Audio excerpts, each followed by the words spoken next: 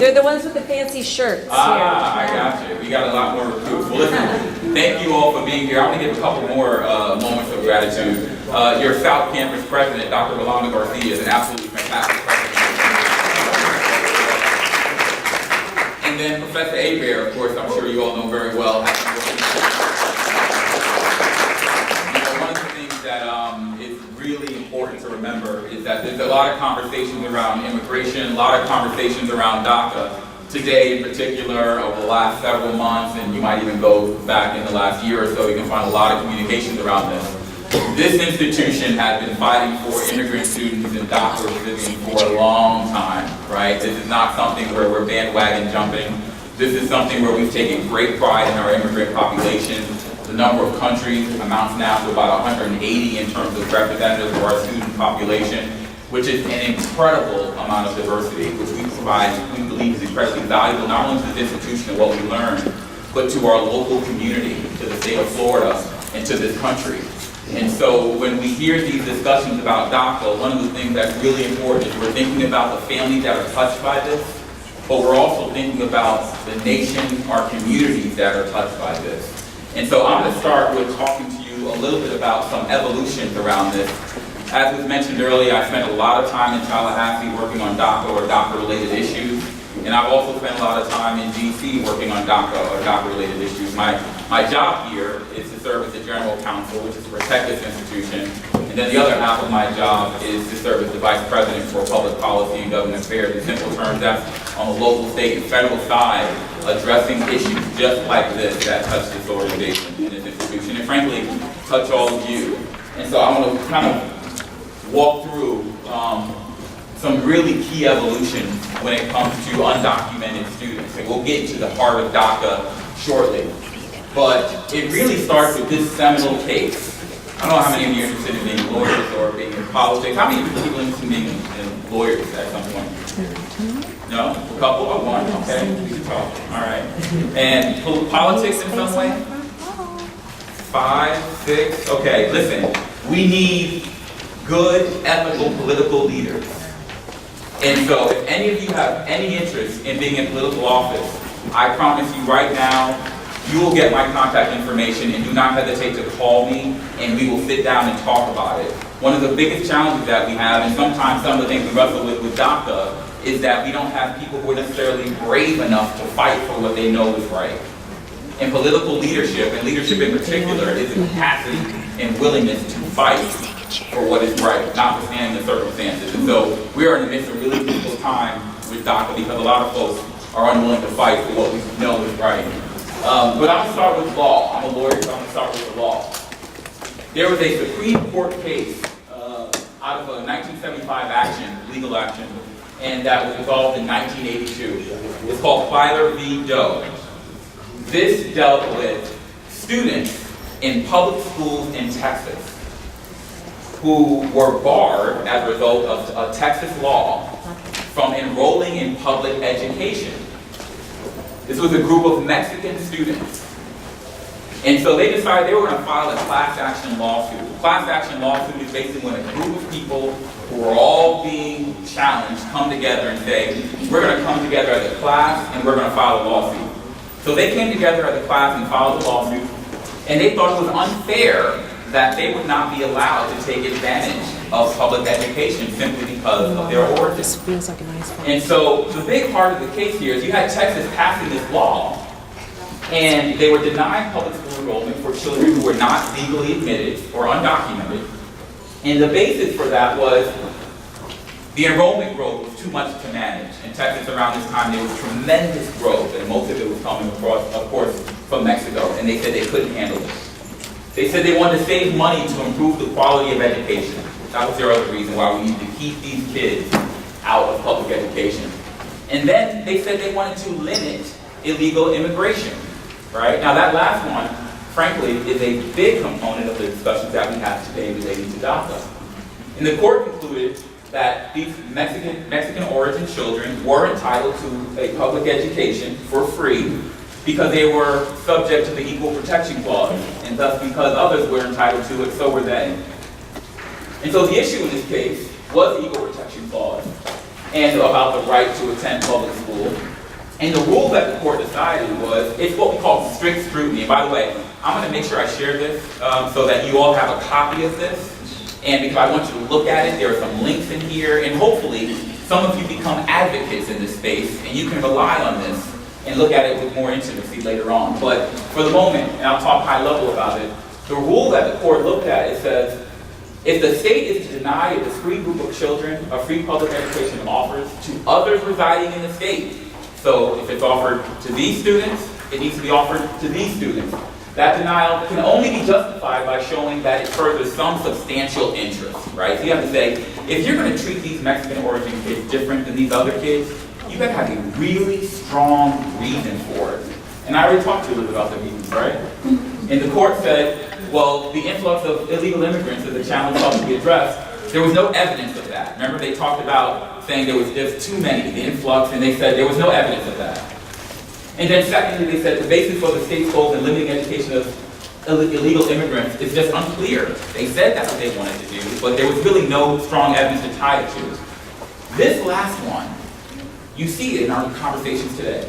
The court explained that legislation directing the onus of a parent's misconduct against his children does not comport with fundamental concepts of justice. So one of the things that will continue to resonate and be a part of the conversation when it comes to DACA or other situations, particularly relating to undocumented children, is how do you hold a child accountable for something they had no control over? See, DACA, when we start to delve into a little bit more, it mostly relates to children, or people who were brought here young. Now again, this is a 1982 opinion. DACA was never conceived, right? So we're going to talk a little bit again about the evolution. This is in the K-12 system that we saw this. And of course, the court concluded that it violated the Equal Protection Clause of the 14th Amendment. A good part of my time in Tallahassee, as well as in DC, has been on focusing on in-state tuition. How many of you pay in-state tuition? That's a good amount of you. So I'm assuming the rest of you pay out-of-state tuition, right? Okay. Yeah? Okay. One or the other. No? Out-of-state tuition is a lot more expensive than in-state tuition, right? It's about 4 times the cost. And so it is a massive issue for undocumented students. Let me tell you how it materializes. You have students who were brought here when they were children. Maybe they came here when they were 3 or 4 or 5 years old. They went to, because of Pines Blvd, they went to the K-12 system. And no one ever questioned whether they were undocumented or not, because Pines Blvd says they get the opportunity to have a free public education. So they go through the K-12 system and they do really well, and sometimes there are these amazing stories of them being valedictorians. And then they apply to college. And there's this little application, and there's a box on the application that says, are you a U.S. citizen? Right? You have to have proof of that. Then this question starts to arise. And then they learn for the first time, oftentimes, that they're undocumented. And now they have to pay out-of-state tuition in order to go to college. Now, for those who are paying out-of-state tuition, we all know it's expensive and very hard, right? Many of our students, I'm sure this includes many of you, are working, maybe more than part-time, maybe full-time. Many have families. We're in scenarios where having to pay 4 times anything makes it incredibly difficult to continue to proceed. And so let me tell you where that comes from. This is called the Illegal Immigration Reform and Immigration Responsibility Act of 1996. I'm going to tell you in a nutshell what this says. This basically says that no undocumented person or illegal immigrant shall have a benefit that is not available to someone who's a U.S. citizen. Okay? No person who is illegal or undocumented shall have a benefit in education that is not available to a U.S. citizen. I'll tell you what that looks like. If you are undocumented, and you are going through the scenario that we just discussed, you graduate 12th grade, you do amazingly well, now you want to go to college and you want in-state tuition. The kid from Michigan wants to come to college here too. But the kid from Michigan has to pay what? Right. So that's what this is saying.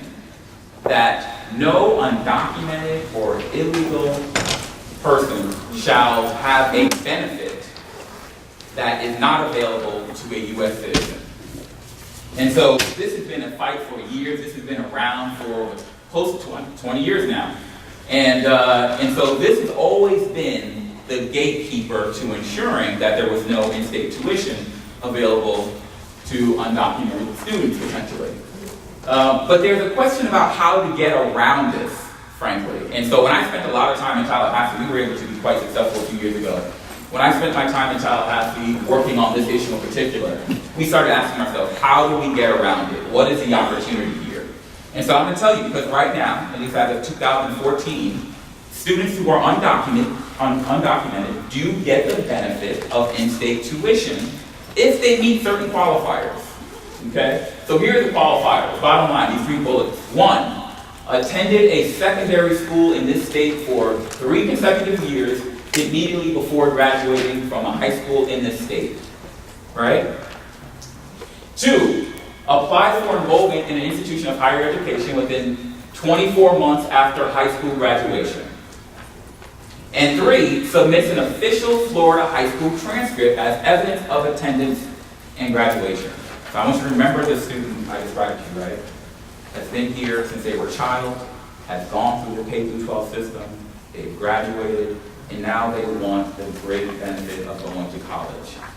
Does that student get the opportunity to benefit based on these criteria? Okay. The student from Michigan, do they have the capacity to benefit from this criteria? I heard some mixed. I want to hear someone say yes and no and tell us why. Who's got a yes? Who's got a yes? No one? So no, yes, please. Well, if you attend high school from sophomore year to graduation, So I'm going to repeat that. If the kid from Michigan moved here, he can go to a post-secondary education school. She can apply for enrollment with an institution of higher ed in Florida.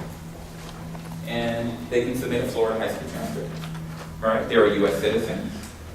They just have to come and follow these obligations, right? Just like an undocumented person. This is the argument that has gotten us around the 1996 Act that we just discussed.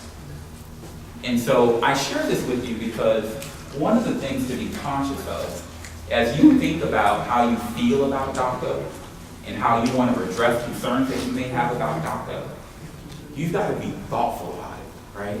Sometimes you've got to be creative about it. And you got to really try to figure out how it is we're going to get, whether it's a legislator or a parent that you're talking to across the table, to understand how we would achieve the goals that we're seeking to achieve. So this is how we've done it, and it's also how some others have done it. I'll tell you, there are some places that go very different. Arizona, Georgia, South Carolina, Tennessee, they said absolutely no chance, no in-state tuition for anyone who is undocumented. There is no way around it, right? So they looked at the federal law that I showed you earlier and said, we're going to put a button on that and make sure that no one who's undocumented has that opportunity.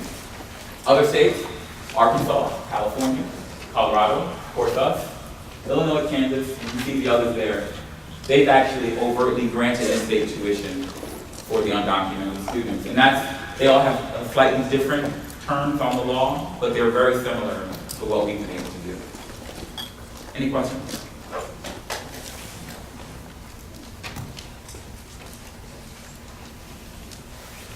So you've heard of the DREAM Act? Who hasn't heard of the DREAM Act? Okay, that's really good. So this is an act that was first introduced in 2001. And what this really attempted to do was to codify some of what I've just described into federal law, right? Because as you saw, we have state laws that feel differently about this. And the idea is that if we have a federal law that addresses this issue, then you cannot have a state law that is inconsistent with it. Okay, that is a very hierarchical structure to remember. If the federal law says X, you cannot have a state law that controverts X. But right now, we don't have a federal law on this. right? And we are working consistently, and I say we, not just this institution, but this nation has been working consistently for some time to try to get to some positive conclusions on immigration. So this is a major component of it. And there are many iterations of it, but the bottom line is it would grant conditional and permanent residency for undocumented, and it has certain criteria. It's entry to the United States before the age of 16, right? Again, we're dealing with younger folks who are here, not on their own volition, but because someone else has taken the time to bring them here in the effort. They have continuous presence in the United States for at least 5 years, right? At this point, this is their home. They've decided this is where they want to be. They know this is where they want to be. Of good moral character, of course, you'll see that come up. Admission to an institution of higher education in the United States, or receipt of a high school diploma or GED certificate, right? Showing that there's a very strong interest in the pursuit of education here, in workforce, again, being a significant part of the community. And then, when the bill is enacted, all applicants must be under the age of 35. This is, again, that consciousness about having younger folks benefit from this. DREAM Act conditional residence status is valid for 6 years, and the violation of it is committing a crime, discharged from the military for dishonorable reasons, and you become deportable or inadmissible due to violations of immigration law, right? So they're saying, look, you behave badly under this law, and you won't get the benefit of the law. And then the DREAM Act beneficiary applies to remove the conditions on green card status after 5.5 years, and you see some categories here that are very similar to what we described. Good moral character, education being a component, military service, and other elements as well. And again, I will make sure you get all this. So there are plainly opponents of the DREAM Act. There are a lot of folks who will take the position that it encourages illegal immigration. Anyone have an idea of what I mean by that? Go ahead. Because we have the DREAM Act, that it will want learners to come through try to seek the Right. That they might want to be beneficiaries, and that would be the reason that they come to the country. There's another hand over here. Okay. Other thoughts? Yeah, that's the crux of it, right? This idea that if we pass this law, that people around the world are going to suddenly decide that they should come to America to benefit from the DREAM Act. Anyone think there's any legitimacy to that? No? Yes? Who's got a no? I want to hear why. Please. According to what it says, you have to be living in for at least 5 years. So they have to be living here for 5 years undocumented. So most people are not just going to leave their country to have to be here undocumented. So that maybe if they stay here for 5 years, then they will be beneficiaries. Other thoughts? Thank you. PR. Thank you, PR. Please. Just to ask what she says, I think the documents kind of good experience. You don't have to speak, it's like 15 minutes. I guess, well, So what do we do to take them? Okay. We don't have to speak.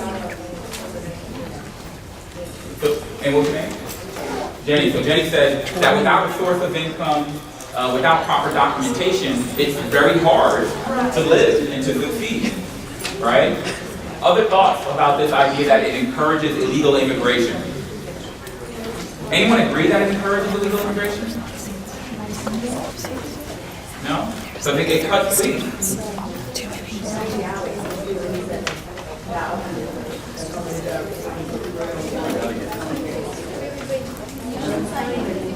What's your name? Ashley. So Ashley says because sometimes people might want to come here just because of the opportunity.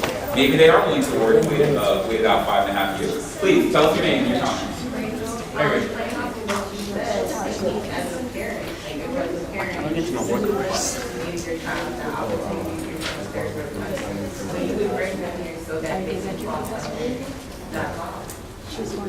So if you're a parent and you're looking for opportunities, and maybe you're in a place where you need to seek refuge, right? You might say, you know what?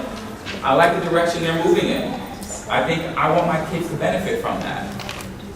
Please. Or also like how you need an immigration policy for my son, so like that might be a better alternative from your quicker.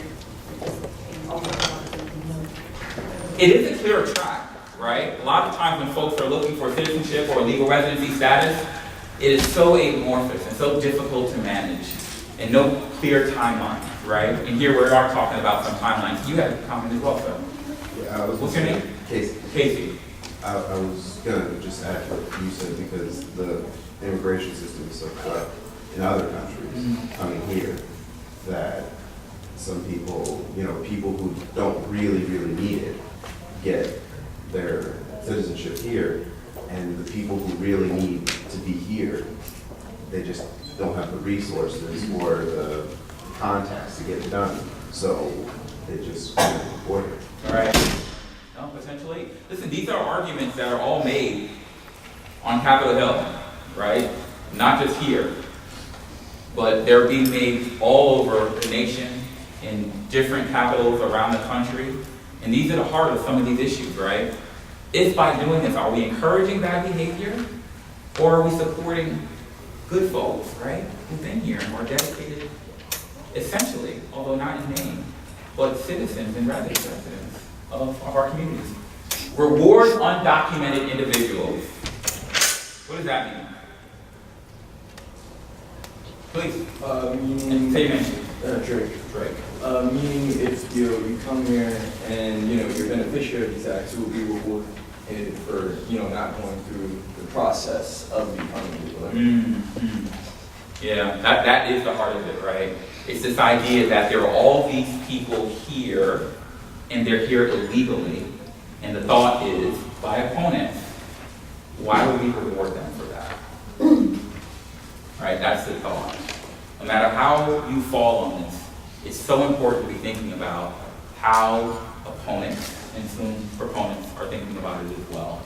Really big part of this. Please provide. Can I ask you, so let's say a child is brought illegally to the country and 20 years go by. Was there any period in that 20 years that family could have petitioned for citizenship? Is there any pathway for them to get right with the law, or do they just have to stay illegal until Congress does something? Great question, and the answer is no, but it's complicated, right? Because there are many folks who have been waiting for 10 years and are trying to do everything they can do right, and still are not where they need to be in the process. I'm going to give you a really good example, a very recent example that I know well. A couple has been married for 7 years, so still the paperwork hasn't been done, because when you're married, you can marry into citizenship, but the paperwork is still waiting for it to be done. They don't make a tremendous amount of money. And there is a cost to having residency status. You have to pay that. You have to file and refile and keep paying, and it can be about $1,200 a year. That's not a small amount of money, right? Particularly when you may not be here in a status that lends itself to more opportunities. And so this couple is amazing, and they have a baby, and then it gets really expensive. And in the process, they say, you know what, we have got to close on citizenship. But that application costs money, and so does residency, right? So residency is $1,200 a year, and they make the choice, I can't afford the residency, but I want to be aggressive about pursuing citizenship. So they stop paying the residency. Is there risk there? Oh, yeah. There's a lot of balancing, right? I mean, it's one of the most heartfelt issues, I think, when you're seeing the challenges that come, as was described earlier, right? About the costs and the challenges when it comes to getting the right opportunities from an education perspective and from a workforce perspective. And then you find yourself in the position of having to not only wait, not only have to go online, and not only have to make 1,000 phone calls, but to come up with the resources that are required. It's a challenging component of the process. But you can get there, but there are a lot of challenges along the way. And this is part of what the DREAM Act and hopefully some global immigration reform will have a positive impact on. Proponents of the DREAM Act Greg, I have a question. So if I'm a super wealthy investor and I would like some sort of residency, is there an avenue for me? Yes, absolutely. So you can actually, money talks, right? And so you can actually get a special visa if you are not a U.S. citizen and undocumented. If you can guarantee that you will bring certain dollars and jobs to a U.S. residency, right? And that means when I say guarantee, I mean it bypasses everything. All of what I just described, none of that matters at that point. And so there are definitely some pros and cons to that, to say the least. But it does speak to the realities of the challenges that some face versus others. Please. So then you would say the system is correct. I would not say it, but if you want to say it, that's fine. No, look, there are definitely some challenges, right? There's no question. Are we looking at a system that benefits the wealthy in certain ways by way of these types of visas? There's no questions about it. Does this system require tremendous reform? I don't care what side of the aisle you're on, there's agreement on that. The question is always, what does it look like at the end of the day? And now is the heart of that discussion. The heart of the discussion is today, between now and March, and we'll talk more about that as well. But there will be so much discussion on how to get to where we need to be. Social benefits. Anyone have any idea of the social benefits that come with the passage of the DREAM Act? Please. You educate people, then more educated populace, and that's what we do for the country. Yeah, you talk about educating people, right? And that can only be good for our country, please. We got tons of more professionals in the workforce. You know, we have doctors, lawyers, nurses, commissaries, people who take care of other people. Right. Absolutely. That sounds good. You have all of a sudden these workforce needs that need to be met are being satisfied. Right? Oh, thank you. Are being satisfied. Anyone else? What other social benefits? Please. The populace becomes a lot more diverse, and it's not just one way. People learn how to think outside their belief. That's exactly right. Yeah, you get a different way of thinking. You learn. I mean, this is part of the diversity that we talk about, right? Is diversity of thought, and people bring different experiences which lead to diversity of thought, and that can only, and we've all seen it certainly in our workplace lives, where diversity of thought brings better answers and better ideas. Any other comments on the social benefits? Okay. Economic benefits? We talked a little bit about that. Anyone want to add anything, please? More taxpayers. There you go. That's a great, let me tell you, that's a great argument, right? You're talking about revenue. We're watching state budgets being cut. We're talking about a U.S. debt that is now at $21 trillion, right? No one wants to raise taxes. Well, then now what? Florida has 1,000 people moving here every day. You think that's good for our taxes? Yeah, very good, right? You know, when people leave, or even worse, we send them away, not nearly as good, right? Any other thoughts?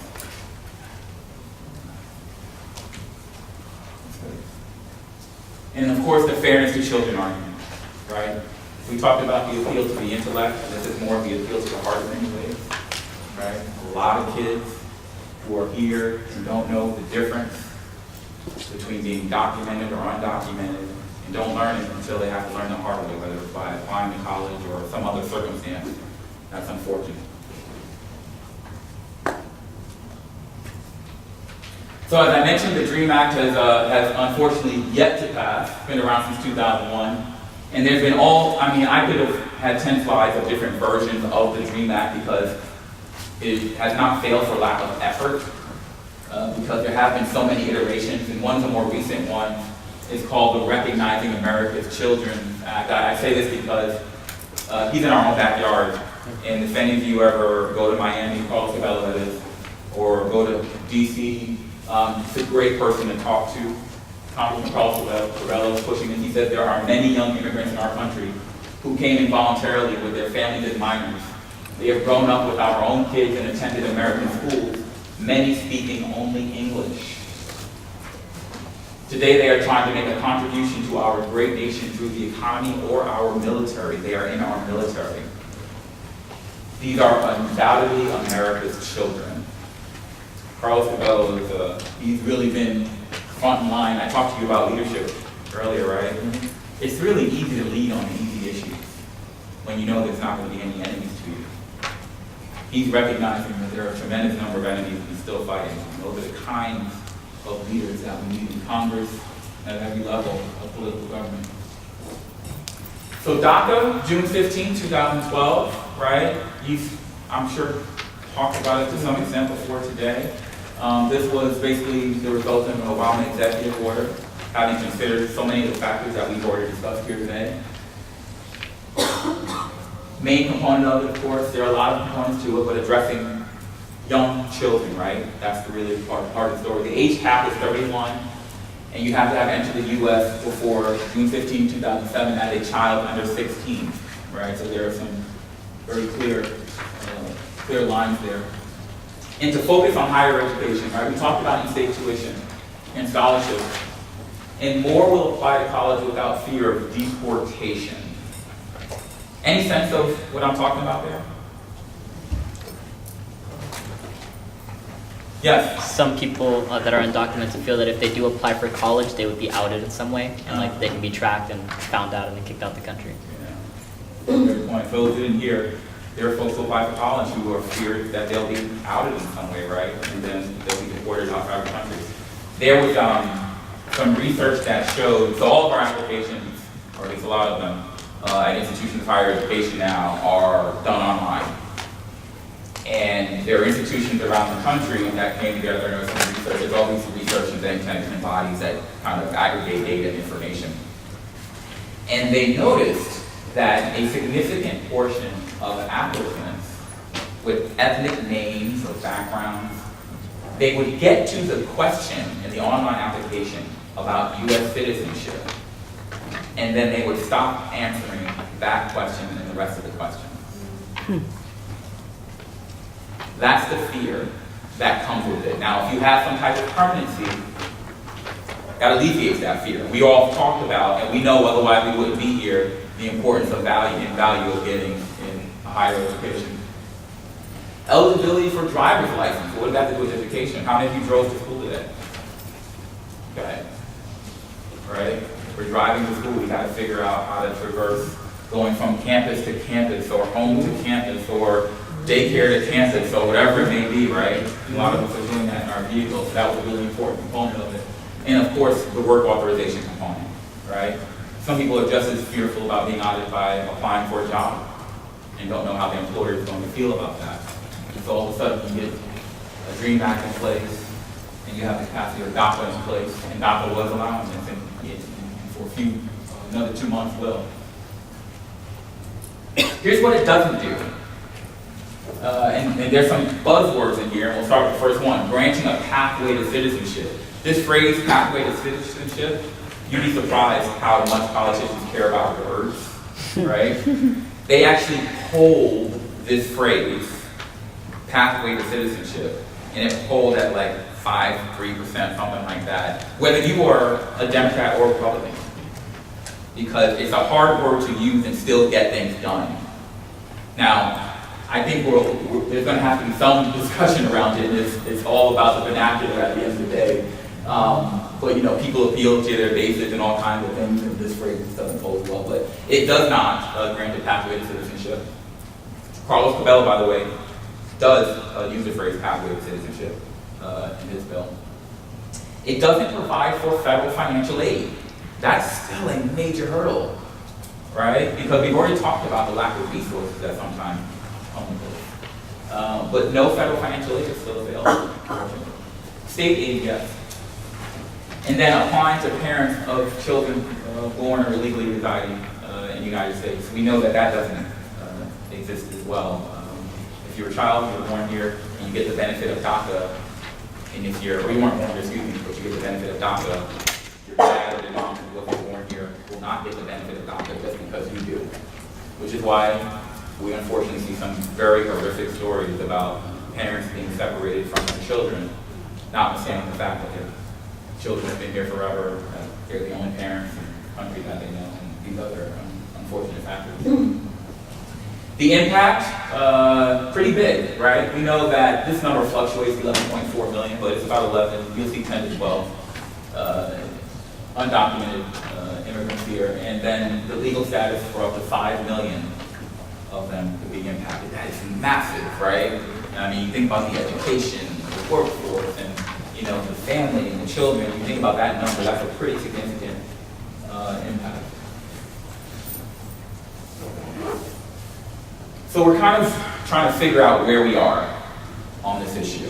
And I was in DC, literally I did a day and a half trip just to try to help work with our members on the Senate and on the House to kind of figure out where we are. But a lot of this comes down to, what does the president think, right, of this? And so this was one of the early quotes from the president. Because some of you don't have the benefit of being able to have a good one, I'm going to read this to you. It says, "We're going to show great heart. DACA is a very, very difficult subject for me, I will tell you.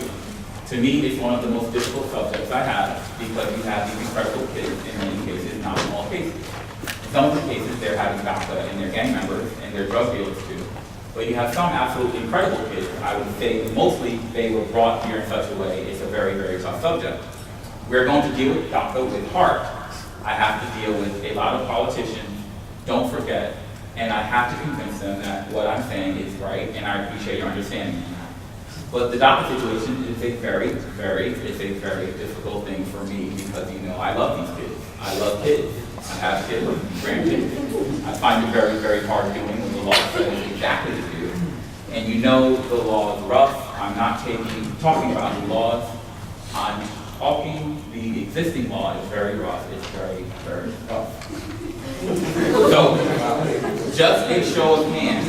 You should have tried an impression. You really should have tried an impression. Just a show of hands. From this, can you tell, do you think the president is in favor of DACA? Just a show of hands. Okay. I don't know what he's saying. Okay, I heard he's on the line. I heard something else too. What do you think? It's like he's not really giving an answer, but he's staying, like, the way he's saying it, he's staying neutral. He's not really entirely answering the question. He's saying I a lot, of course, coming back to himself, but it's just I don't see any clear answer from him. He said nothing, but it took him a whole paragraph. So we're trying to figure it out, right? And we really want to come to, and that's going to be important, right? When there is a very clear understanding of the direction around this. And some of it is politicking, some of it is bargaining. There's all kinds of ways people get things done. But that direction is going to be really key to reaching some sort of resolution. And so at the end of the day, we have to ask ourselves, right, is this going to survive? We'll ask ourselves later, right, what role can we play, but will DACA survive? You'll have these links in here to key documents, but 10 attorney generals wrote letters to the president saying, if you don't void DACA, we're going to sue the White House. Department of Homeland Security, they made it very, very clear that they were not going to commit to support. So the Department of Homeland Security oversees immigration services, and they said they will not commit to defending DACA. And then, of course, on September 5th, we actually got a DACA decision memo, right? It was the president taking the 2012 memo, executive order that we had discussed, essentially saying that they would disregard it. And we will also have, bottom line here is an expiration of March 5th, which is right around the corner. And I want to show you one thing, and then I'm going to open it up for questions, but this is one of the things, we talk a lot about education, and I want you to see this. I can make it work.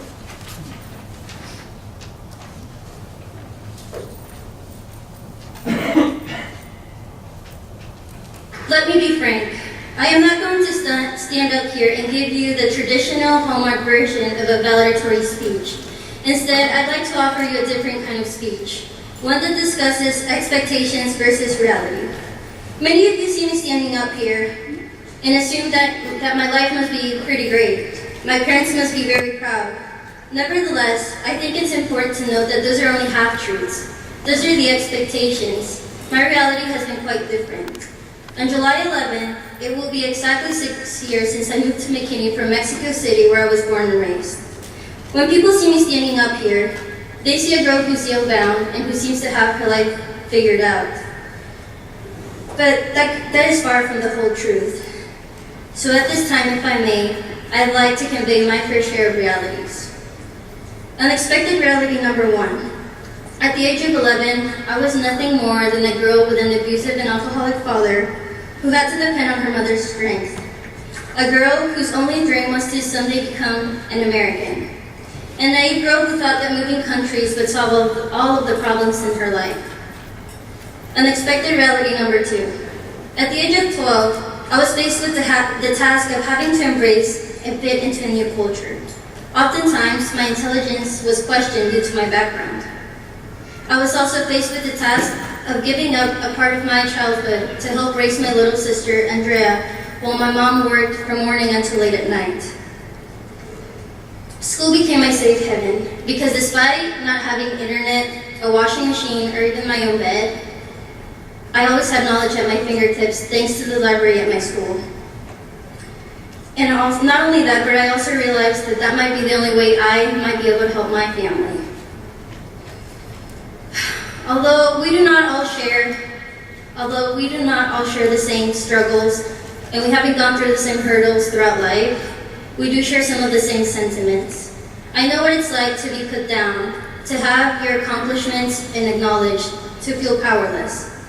So at this time, I would like to commend each and every single one of you here for persevering through your own challenges, for being the resilient human beings you have proven to be, and for not letting any obstacles stop you from getting here today. We all have struggles we want to face on our own behind closed doors, because we know that if people were to discover them, we would be at our most vulnerable state and never looked at the same way. Well, after all of these years, I have finally mustered up the courage to stand before you and share a struggle I've had to deal with each and every day. Unexpected reality number 3. I am one of the 11 million undocumented immigrants living in the shadows of the United States. I decided to stand before you today and reveal these unexpected realities because this might be my only chance to convey the truth to all of you that undocumented immigrants are people too. I was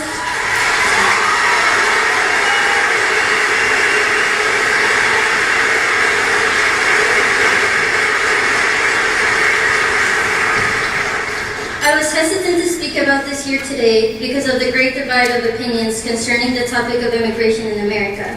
But I feel like I owe it to all of you to be honest, and I owe it to myself. The most important part of the debate, and the part most often overlooked, is the fact that immigrants, undocumented or otherwise, are people too. People with dreams, aspirations, hopes, and loved ones. People like me. People who have become a part of the American society and way of life, and who yearn to help make America great again, without the construction of a wall built on hatred and prejudice.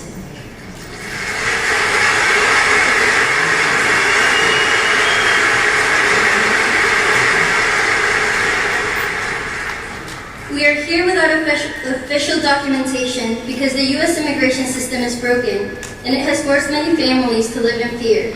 I myself have been waiting 7 years for my application to even be processed. So I hope that all of you leave here today knowing that we are trying to do it the right way, but we don't know how. I ask for all of you to try to look beyond the way in which the media portrays us and the dehumanizing accusations that some politicians have made. I ask for you to please keep your hearts open and try to find love and understanding that makes us human. Because after all, we are people, just like you. While I can't predict the future and tell you how successful you're all going to be, By sharing my story, I hope to convince all of you that if I was able to break every stereotype based on what I'm classified as, Mexican, female, undocumented, first generation, low income, then so can you. We do not have to let expectations become our reality. I am no expert in this journey we call life, but I am living proof that beating the system is possible. We do not have to conform to the limitations that others put on us. There will always be people that judge us and set expectations based on their preconceived ideas of who they think we are and who they think we should be. However, we have the ability to prove them wrong. In those moments when you need a reason to continue moving forward, close your eyes and picture yourself in the future saying, "They told me I couldn't, so I did." Thank you.